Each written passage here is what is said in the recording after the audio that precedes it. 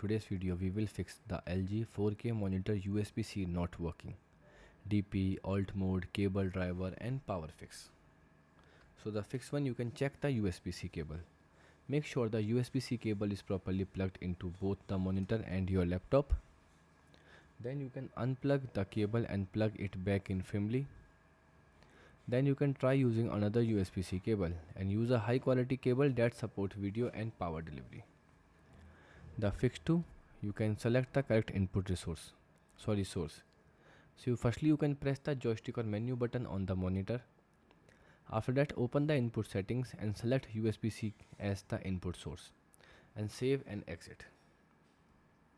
Fix 3, you can restart both devices. Turn off your monitor, shut down your laptop or PC, unplug the monitor from power for 1 to 2 minutes and plug everything back in and turn it on again. The fix 4, you can reset the monitor. Open the monitor menu using the joystick button.